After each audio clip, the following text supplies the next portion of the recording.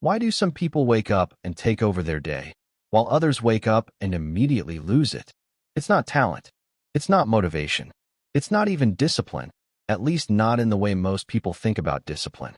It's something smaller than that, something almost invisible. A single decision, made in the first 30 minutes after your eyes open, that quietly decides who wins today, you or your distractions. Most people never notice this decision. They just live with the result of it, day after day, without ever asking why some mornings feel like momentum and others feel like drowning. Today, you're going to see it clearly. And once you see it, you can't unsee it. Here's what a normal morning looks like for most people. The alarm goes off, and before their feet even touch the floor, their hand is already reaching for the phone. In the first 60 seconds of being awake, their brain is already flooded, messages, notifications, other people's opinions, other people's emergencies, headlines they didn't ask for, updates that have nothing to do with the life they actually want to build. They haven't even decided what they want from today, but the day has already decided for them. This is what we call reactive living. You're not driving. You're being pulled. And it doesn't feel dramatic. That's the trap. It feels normal. It feels like just checking your phone. It feels like nothing at all, which is exactly why almost no one questions it. But this is where most people make a mistake so small, they never trace their stuck feeling back to it. Brain fog by mid-morning. A sense of always being behind, even when nothing urgent has actually happened yet. Starting the day tired, even after 8 hours of sleep, because the tiredness was never physical to begin with. It was mental, the exhaustion of reacting to 100 small things before you've even had breakfast. If any of that sounds familiar, you're not lazy. You're not broken. You're just starting the day on someone else's terms. And here's the part that matters more than you think. This pattern doesn't just cost you a morning. Over months, it costs you a version of yourself you never got to meet. The version who finishes what they start. The version who feels calm instead of scattered.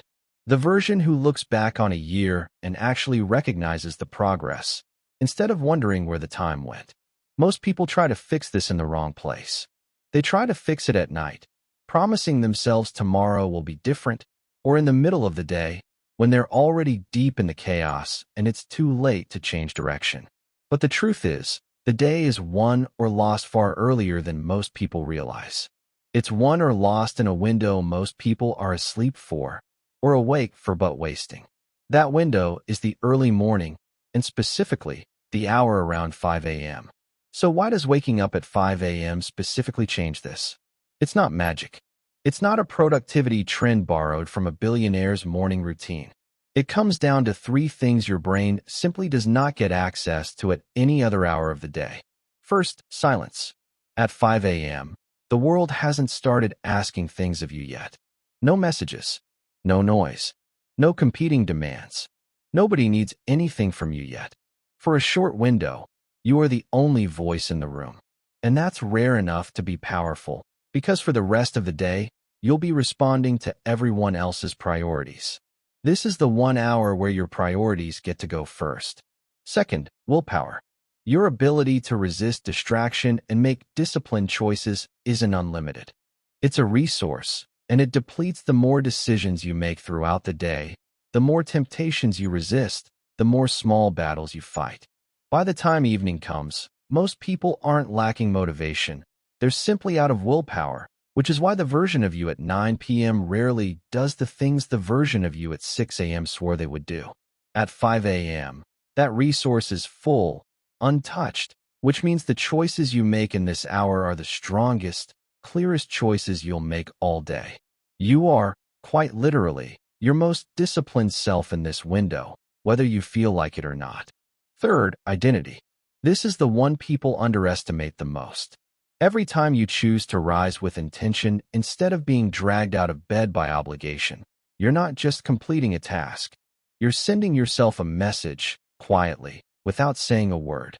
I am someone who follows through, even when no one is watching, even when there's no reward waiting for me, even when it would be easier not to. And that message compounds. Not in a day, not in a week, but quietly, morning after morning, It becomes the foundation of how you see yourself. Most people are waiting to feel confident before they act differently. They think confidence comes first, and then the discipline follows. But it works the other way around.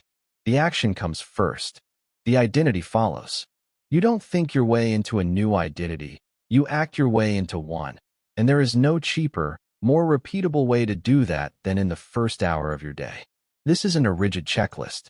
It's a sequence, each step preparing you for the next, each one building on the calm and clarity of the one before it. 5 steps. About 90 minutes, if you have the time. Less, if you don't, because the value here comes from the order and the intention, not the exact number of minutes on a clock. The first step is no phone for the first 30 minutes. The moment you touch your phone, you hand over your attention to someone else's agenda before you've even had the chance to set your own. Every notification is a small hijacking of your dopamine system, a system that was supposed to reward you for progress on your goals, now firing off instead for headlines, likes, and other people's updates that have nothing to do with the life you're trying to build. 30 minutes might sound small, almost insignificant, but it's 30 minutes where your mind still belongs entirely to you before it gets pulled in 50 directions.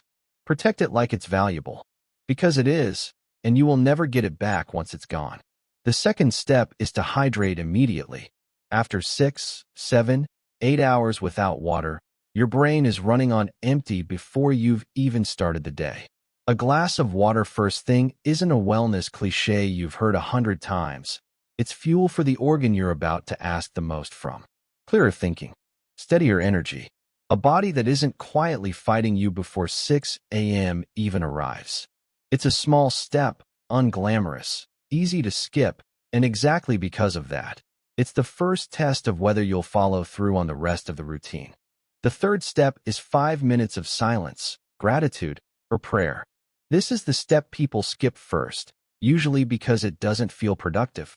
It's also the one that changes the most. Before you produce anything, before you chase anything, before you check anything off a list, sit still. Whether that's prayer, meditation, or simply naming 3 things you're grateful for. This step does one thing the rest of the day will not let you do. It grounds you in why you're doing any of this at all. Without this, the rest of your routine is just motion, tasks completed without meaning behind them. With it, the rest of your routine has a center, a reason, something to return to on the mornings when motivation is nowhere to be found. The fourth step is movement. You don't need an hour at the gym, and you don't need equipment or a perfect setup. 10 minutes of real movement, a walk outside, some stretching, a short bodyweight workout, is enough to shift your body out of sleep mode and into readiness. Movement tells your nervous system something important. We're not hiding from today, we're stepping into it. Energy isn't something you sit around waiting for, hoping it shows up on its own. It's something you generate, on purpose, in the first hour of the day, so that it's already there when you need it later. The fifth step is deep work on your most important goal. This is the step that actually moves your life forward, the one all the other steps were quietly preparing you for. Not email, not your notifications, not your to-do list, filled mostly with small, easy, forgettable tasks that feel productive but rarely matter a year from now. One focused block of time, even 20 minutes, on the single goal that would matter most if you stayed consistent with it for the next 12 months. Because here's the truth almost no one says out loud. The direction of your life isn't decided by your biggest, most dramatic days. It's decided by what you consistently protect time for, quietly, when nobody is forcing you to and nobody is watching to see if you actually do it. That's what this step is. Not urgency.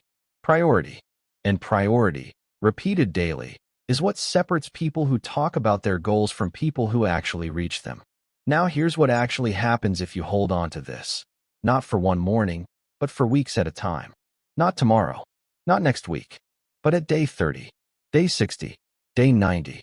Something shifts that's genuinely hard to explain to someone who hasn't lived it themselves. Your confidence stops depending on how the day unfolds, because you've already won something before 6 a.m., regardless of what happens after. Your discipline stops feeling like force like something you have to grit your teeth through, and starts feeling like identity, like simply who you are now. Your clarity sharpens because you're no longer starting each day reacting to whatever comes at you first. You're starting at choosing, on your own terms, before the world gets a vote. And somewhere in that process, a quiet shift happens, one that doesn't announce itself with fireworks or a single defining moment. You stop becoming someone trying to change, and you become someone who already has. Not because of one dramatic morning, one perfect day, one burst of motivation that faded by lunchtime, but because of 90 mornings nobody else saw. 90 small decisions made in silence, with no audience, that eventually became impossible to ignore, first to yourself, and eventually to everyone around you. Your future is not built in dramatic moments. It is built in quiet mornings nobody sees. No audience, no applause, no one keeping score except you. Just you and a decision, repeated morning after morning, long after the initial excitement of starting something new has worn off. And one day, those quiet mornings create a life everyone notices, even though the mornings themselves were never meant for anyone else to see. So tomorrow, before the world wakes up and starts asking things of you, before the messages start, before the noise begins, ask yourself first, who do I want to become? Not someday, not eventually, tomorrow at 5 a.m. Then get up and become them, one quiet morning at a time. If this made you rethink even one thing about how you start your day, that's exactly why this channel exists. Every week, we break down the small, quiet habits that separate the people who stay stuck from the people who actually change their lives. No hype, no shortcuts, just what actually works. If you want to keep building on what you just learned, subscribe now, so the next one finds you before your next 5 a.m.